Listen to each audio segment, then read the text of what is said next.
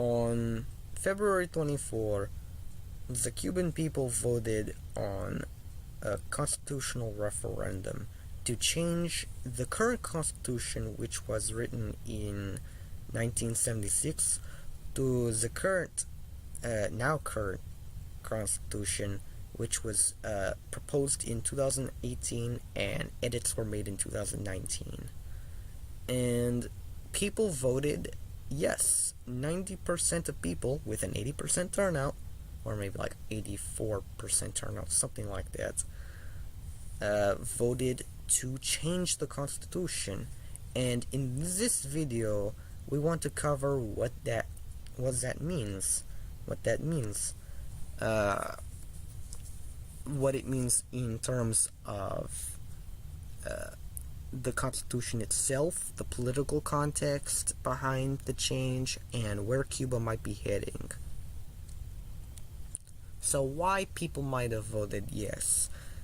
Well, for one, there might be liberal-minded people on the island who say that we should adhere more to liberal democratic values, and that we should transition towards liberal democracy, or at least social democracy, right?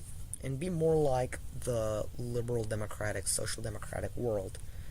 And since there are people on the island who might still support the current socialism in Cuba to some extent, but say that we need to modernize for the times, that we need to, most of it's good, but we should, change in terms of social policies and make things a bit more detailed, so to speak.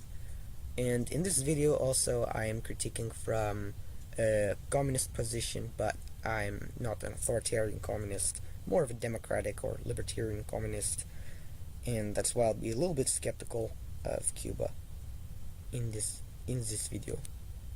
So what are some government changes that they've made?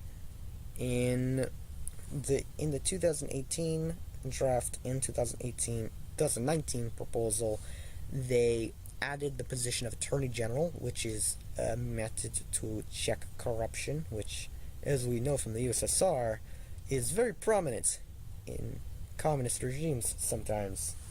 Corruption can be quite a thing, so having a method to check that is pretty good, right? And they also added the position of Prime Minister, and they're supposedly moving towards a parliamentary republic, even though how the president is elected is through the assembly, which is kind of like, is it really prime minister, because isn't the president already kind of like a prime minister? And also you need to consider that in practice the Communist Party probably still controls things on a day-to-day basis, along with the Council of Ministers, right? So economic-wise, so a lot of the media focused on a provision in the Constitution that is now going to legalize some extent of private property ownership in Cuba. And generally I think this is overemphasized because, one, it was only one part of the Constitution. There was no other mentions in the rest of the document, in either 2018 or 2019 proposals, that would have a further extended so-called economic freedom in Cuba, right?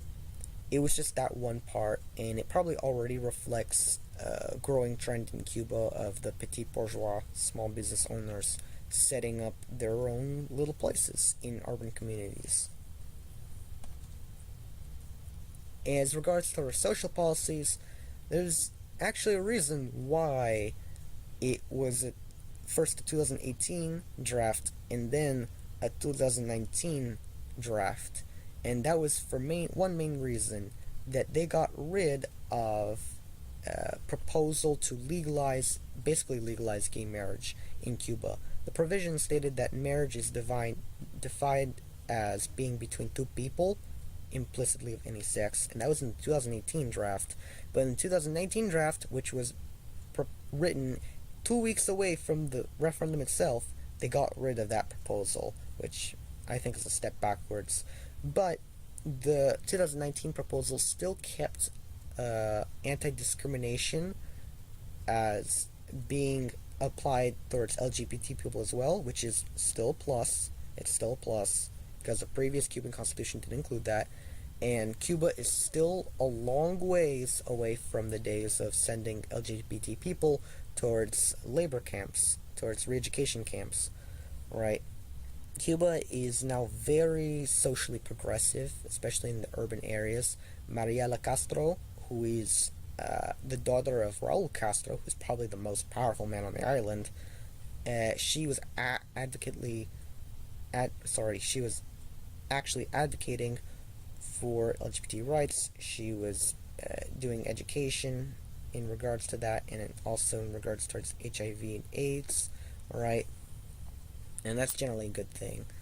They legalized transgender surgery back in 2010, which, kind of signals that Cuba overall is moving towards LGBT progress.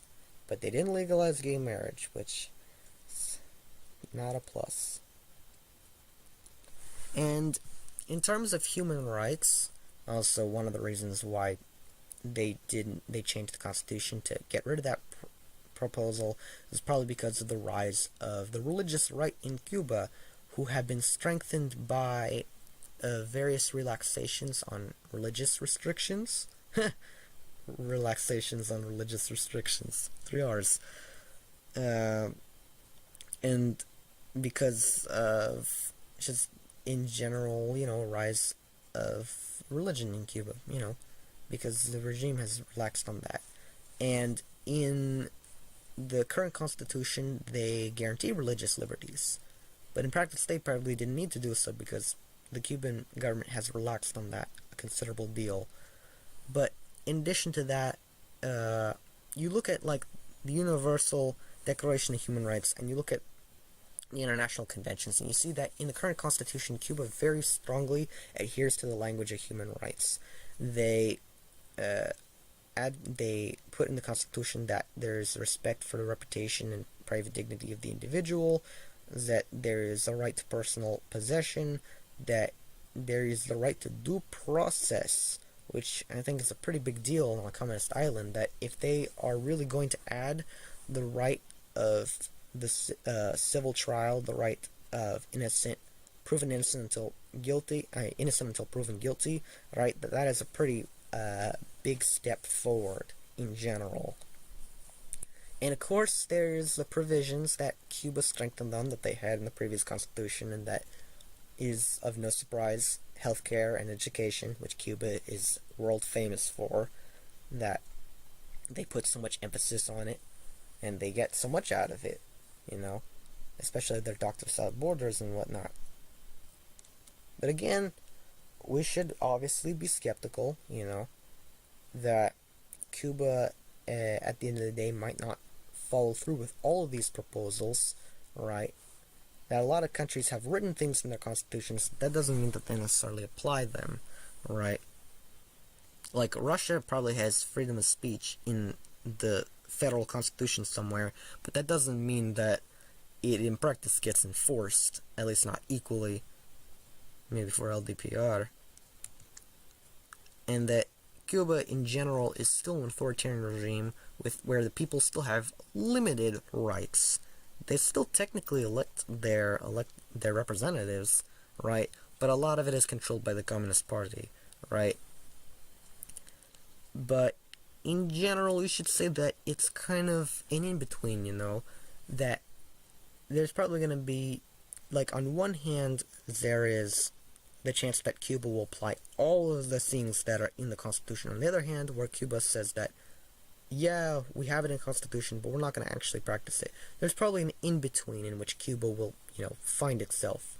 Like, for freedom of speech, in practice, it might not be given towards all peoples, but some things like education, obviously, is going to be practiced to the full extent that Cuba can practice it, You know what I'm saying? So, in regards towards where Cuba might be heading, that I consider three pathways towards where Cuba might be heading. liberal democracy, social democracy, and democratic communism. And those first two sound like the same thing to a socialist, communist. And the last one is like, what are you talking about? Like, the European Nordic left? Japanese Communist Party? No, I'll explain that. Ugh. Sorry, I just burped there. I had food, and now I burped. But overall, I think a transition towards a social democracy is strongly possible.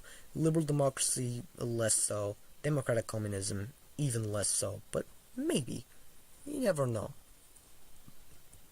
So in regards to liberal democracy, I place the distinction of liberal democracy and social democracy because liberal democracy, I say, has more of an emphasis on free markets, on laissez-faire capitalism, and more of continuing the tradition of classical liberalism. And I say that this is least likely to happen because communist countries like, or if you want to call them communist Cuba, Maoist China, and Ho Chi East Vietnam, whatever you want to call it, communist in general, Marxist-Leninist, that they looked at what happened in Russia during the 1990s, and they told themselves all that we're not going to do this because we saw what happened in Russia. Privatization led to a drastic cut in standard of living. Well, not just in Russia, in all of Eastern Europe, in the Soviet bloc, in the Warsaw Pact bloc, right? Drastic cut in the standard of living, rise in income inequality, bloody, sometimes very bloody transitions of power, right? They saw that, and they thought to themselves that this isn't going to happen here, right? So in China and Vietnam, they said that, okay, we are going to transition towards capitalism, but we, as the Communist Party, don't want to lose our power like the Communist Party in Russia did. So we're going to keep our power, but we're going to transition towards a state capitalism. And in Cuba, I think this is a possible route that they could take, but I think that Cuba will take more the route of what Bulgaria, Romania, and Moldova have taken, and that would be social democracy. That many Cubans, and because Cuba is in general could be considered more democratic than China by a lot of metrics, right? And the metrics that people can vote, and that people have a say in the island, and that social rights are practiced, right? That in general, I think that this is the most likely option. That the Cuban government is slowly going down the path of political moderation, and that eventually the Cuban government might even cede to become an electoral democracy, and the Communist Party of Cuba might transition to become like the Cuban Workers' Party or the Cuban Social Democratic Party, with an emphasis on social democracy, on healthcare and education. And this is because many people who lived in communist countries still actually support many of the policies practiced by communism, of free education, free healthcare, because obviously those are good things, right? Many capitalists will be like, oh, if you actually ask somebody who lived under communism, yeah, if you actually ask somebody who lived under communism, 9 out of 10 times they'll tell you that it was pretty good, with some downs, obviously, but some downs, but that doesn't mean that the whole thing was bad, right? You see in countries like Bulgaria, Moldova, Romania, Albania, that there is still a legacy of communism, that these countries still have healthcare, education, right, as put in place by the communist parties, and that the communist parties of these regions, they transition to become social democratic parties, even in what we might consider more right-wing leaning countries like Poland, Serbia, Hungary, and I guess maybe more centrist Czechia, that there's still kind of that legacy of communism, and that the communist parties, they transition to become social democratic parties. Well, except in Russia, where there is no social democratic party, there's just the communist party, right? Well, there's also a Just Russia, but I don't know, are they really legit? No. Yeah. But that's my point, that many people who lived under communism still supports some of the policies practiced by these countries.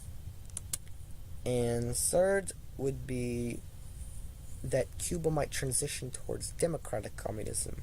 And I have my own personal vision of what democratic communism might be, but I'm going to describe how it might take place in Cuba, right? So they have these provisions written in the Constitution saying that there's right to freedom of speech, right to protest, there's right to universal suffrage, right? And what we might be seeing from this is that there's greater political freedoms given to the people under obviously the guidance of the Communist Party, and that all the politicians who run in elections are independents, right? But that in practice they still address the rights of the people, that there's still free education, free healthcare, and that over time there is a transition towards more worker ownership of the economy, that not just that there's a Communist Party which would act as a conservative influence, but like a real democratic socialism, which is different than what is practiced in parliamentary democracies, like different than just a simple Japanese Communist Party or Swedish Left Party or Spanish's Podemos, right? That this is different because unlike those parties which are aspiration towards socialism but practiced under liberal democracy or practiced under social democracy, like bargaining and compromising with more right-wing factions, in Cuba it's just the communists running things, right? And my vision of democratic communism would be like there would be political parties, actual rule of law, checks and balances, but within a communist framework, right? But I think that more likely the Communist Party will still control things in Cuba, but that there will be greater civil liberties and greater political rights for people, for the people, right? So in general, I wanted to publish this a little earlier.